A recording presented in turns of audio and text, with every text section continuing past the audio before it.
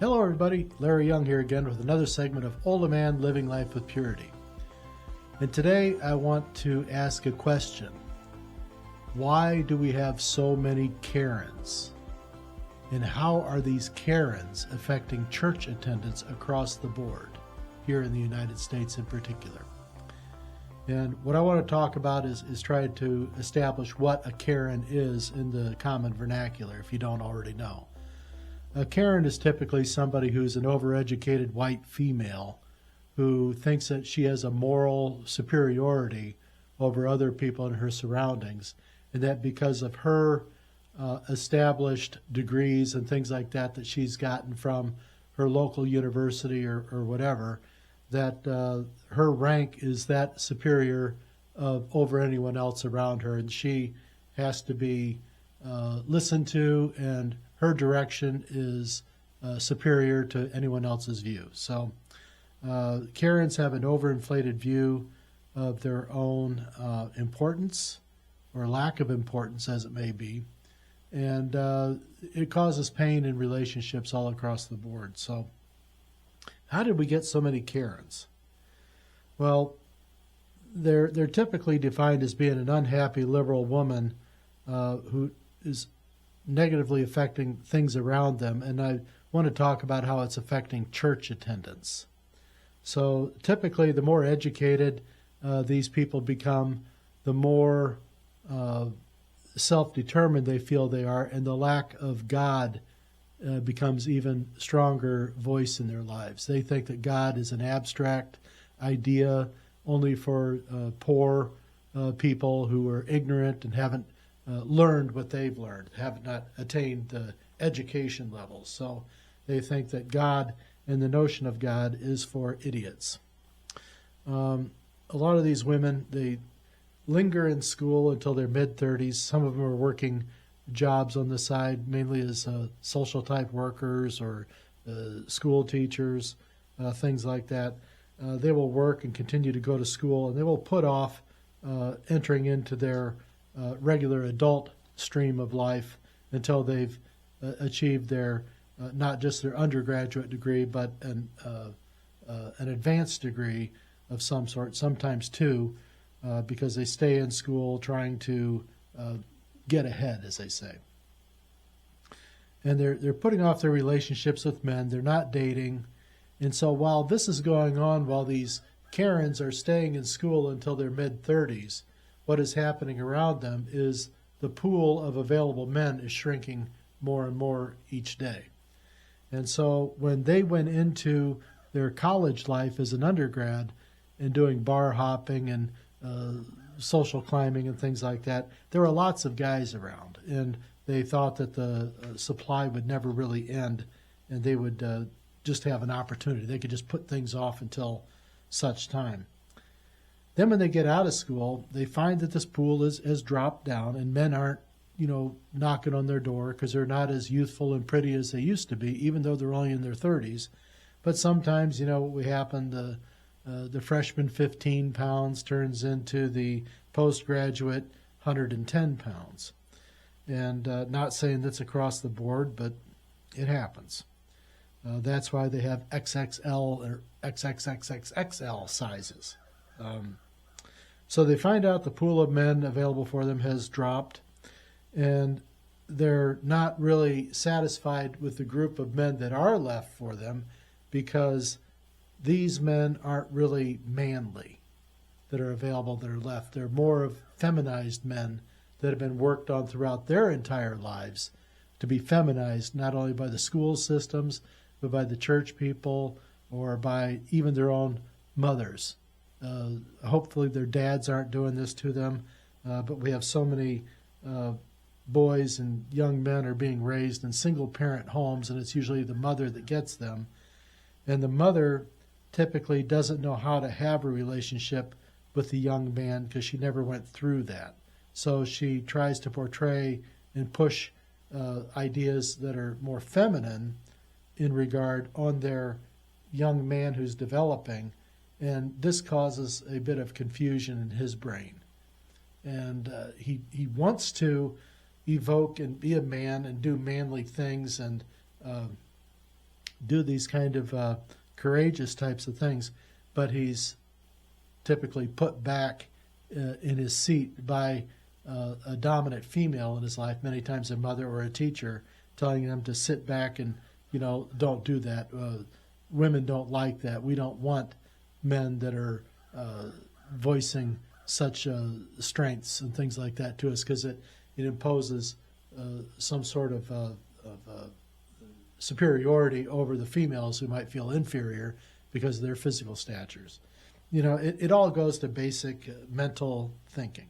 So when we disrupt the naturalness of things, it causes confusion in the brains, both male and female. So that aside, so now we've raised all these femme men and tried to put feminine characteristics into men or young boys and things like this, and trying to take away some of these other strengths and natural strengths that boys and girls have their differences. So they've tried to ignore that. It's caused not only confused girls, it's caused confused boys, and when they grow up, there's just more confusion that goes on with trying to have these natural relationships, which have to be more pushed. They have to be pushed into uncomfortable situations that should be very, very comfortable for them. We have young men that don't even know how to ask a woman out for a date, to go for a cup of coffee or anything. They would rather be turned down ahead of time in their brain and not make the attempt than go up and be turned down on the dance floor or out on the street or whatever. Just say, hey, I've noticed you, around the building a lot. Do you work in here?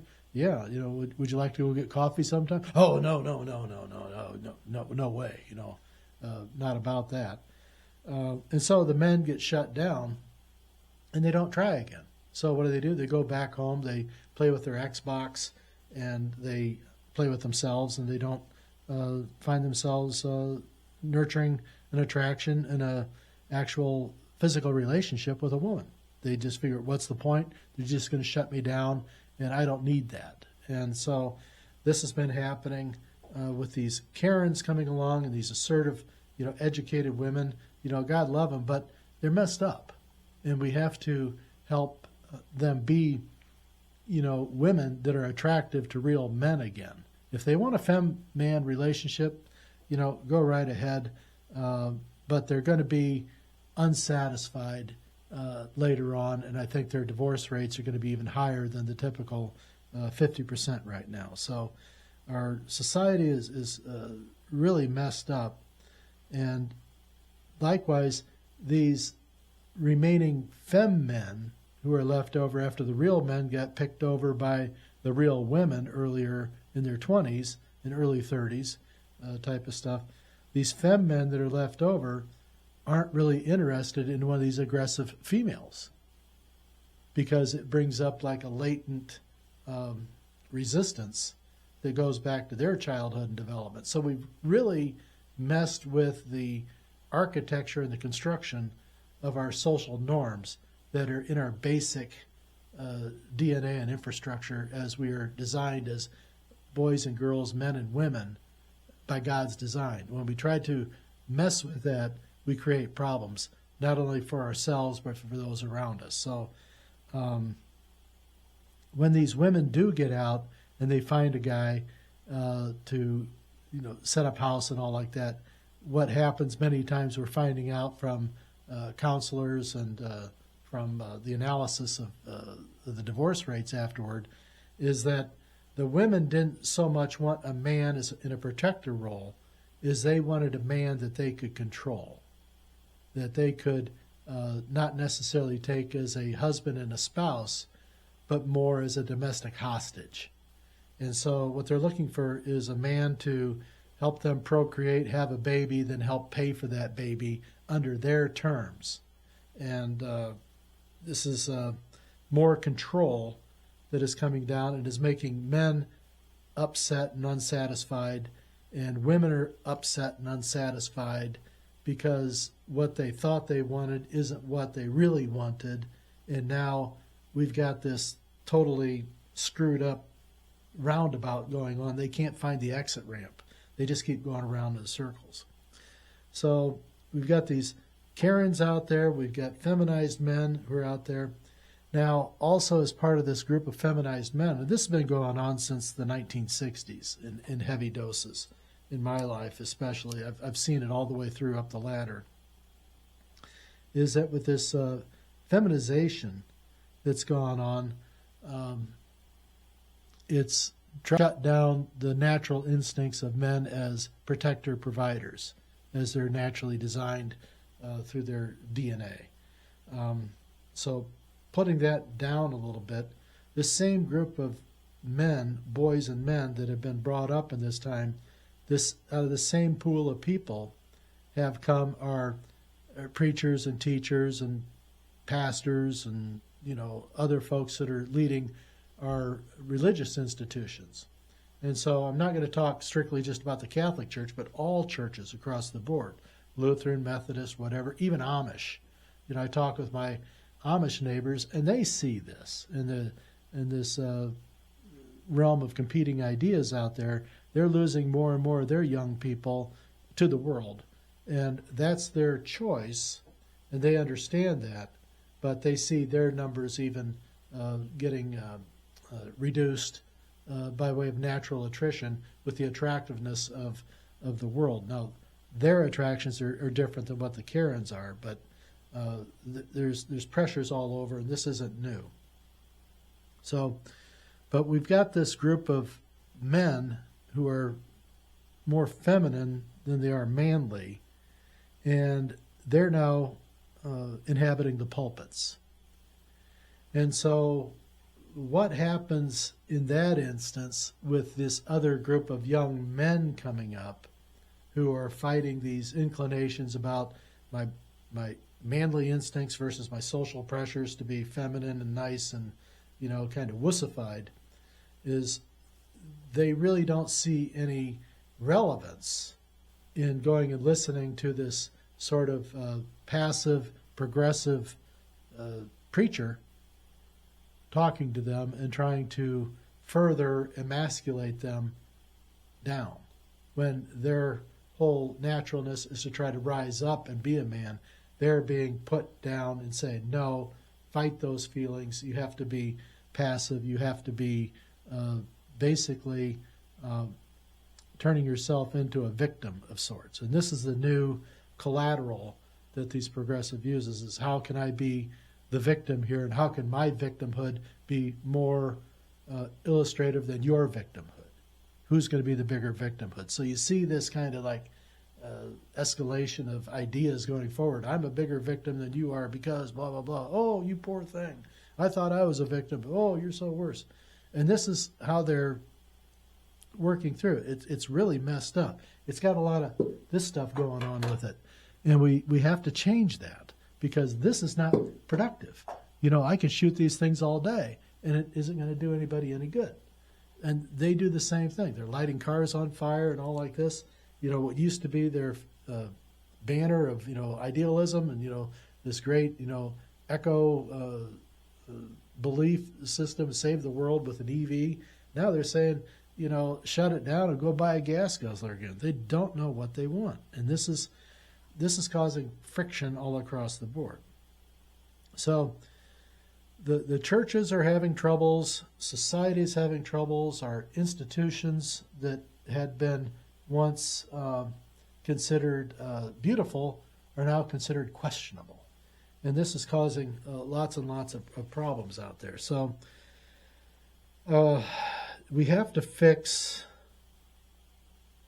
the first thing before we can fix the next things.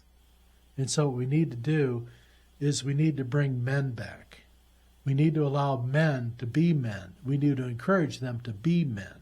And we need to thank them, and we need to recognize them when they are men and they are taking on these traditional roles.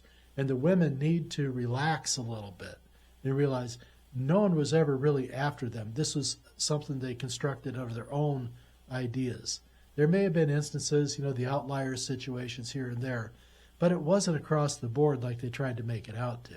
Like the same thing they're trying to do with these transgender rights, in women's sports.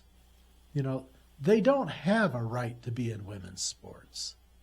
It's women's sports for a reason. It's called women's sports. It's not difficult. We have to protect our women. We have to put them back on a pedestal, although they don't want to be put on pedestals a lot of time, but they don't understand the power of the pedestal and what that gives them in the relationship, and how real men really want to put their women on a pedestal. But they've lost that. They threw it all away. So think about that a little bit. I'm going to think about how we can get to a point of changing things around. But the only way to really instigate that change is, like I said, is know who you are, stand on that ground. That is your moral ground, that you are fine right where you are. But don't let the crazies change you, because what they want is destruction of everything, because they don't know what they want. So they say, get rid of everything, and then my heart will be happy. But then they're not happy. So confusion reigns. Remember also, God builds, God creates, the devil destroys. So look around you. When you see destruction going on, see who the influence really is. When you see something being built and something being created and something with good intention coming forward that isn't based in any one political scheme or thing like that, but is just basically a generous offering to the world, realize that that comes from a God inspiration. So with that, I love you, and I'll be back.